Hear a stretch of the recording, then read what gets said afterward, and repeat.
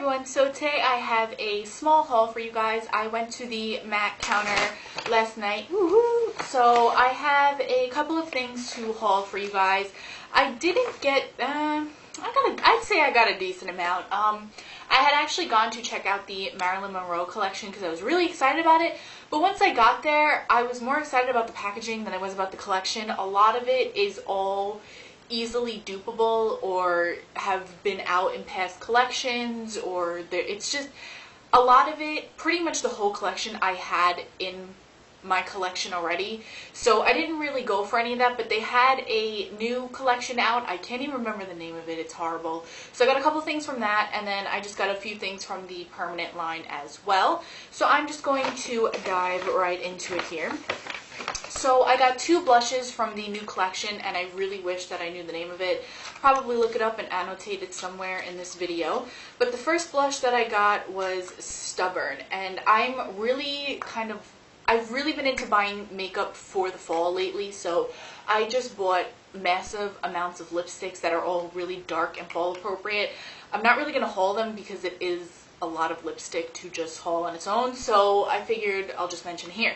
But anyways, back to my point, I have been buying a lot of makeup appropriate for the fall because I have a lot of ideas running in my head as far as fall tutorials go. So this first blush I got is called Stubborn. It is a pro longwear blush, and it is this really deep maroon plummy color, and it's super pigmented, and I figured this will look really good even if you just apply it with a very light hand to give you that darker look to the cheeks, because I really do like having more dramatic makeup as we transition into the cooler seasons as far as like fall, winter, and all that stuff. So I really do like having the opportunity to have my makeup be a little bit more dramatic, a little bit more bold. So that is kind of the theme that I'm sticking with here. This next blush that I got is called Hidden Treasure. This is a very warm, coppery red color, and reds are very in for the fall, so I figured I would get this. And this is a very good blush, but I've been kind of having ideas in my head to use it as an eyeshadow instead, because I have been a fan of red eyeshadows for a very long time, and I've always liked wearing them, but most of the time people just look at me like I'm crazy because I have on red eyeshadow, but I really like the way it looks, and I really like the kind of vibe that it gives to the look.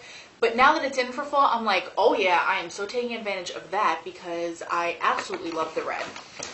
So then from that same collection, I got 3 of the Pro Longwear eyeshadows. They're all in the same color family, but again, I've really been wanting to try to incorporate more red eyeshadows, more of those like pinky tones. I think that they're very flattering on redheads, and I also think that it's very in and very vampy, especially for this time of year.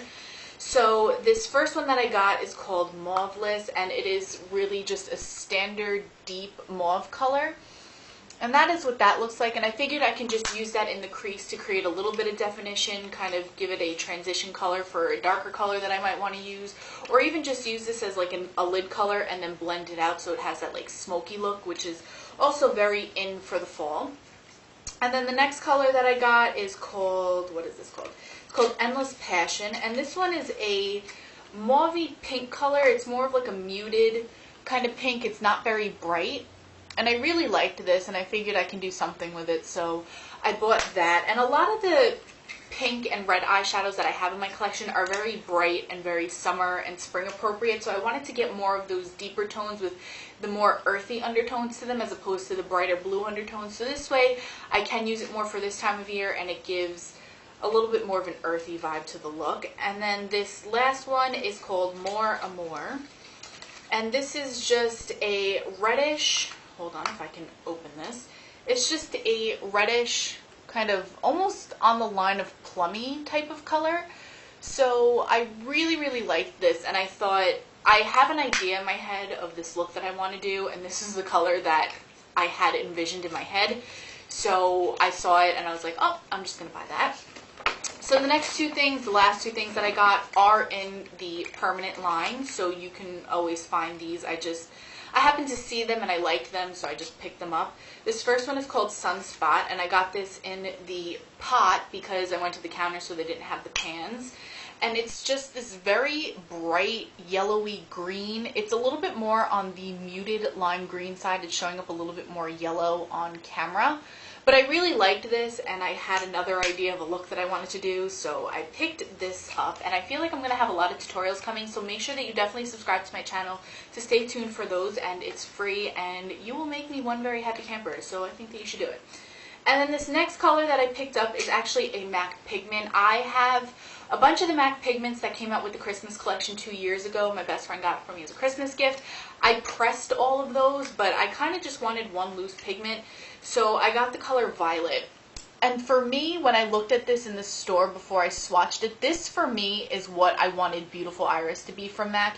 It's a very deep royal violet color, and it has a beautiful shimmer, purpley, bluey duochrome to it, and I really, really loved this. And this looks awesome with Stars and Rockets because I was playing around with some of the stuff with the girl at the counter, and that looked awesome with that, so I'm probably going to have a look with this coming up. And I also thought that these two, as weird as they might look, I feel like these two would make a pretty cool look together, so I'm trying to think of something to use with these two together. So yes, and that is my completed MAC haul. Thank you all so much for watching. I hope that you all enjoyed. Make sure that you rate, comment, and subscribe to my channel, all that other kind of fun stuff, and make sure that you stay tuned for my new videos. And until the next time, I will see you all in the next video.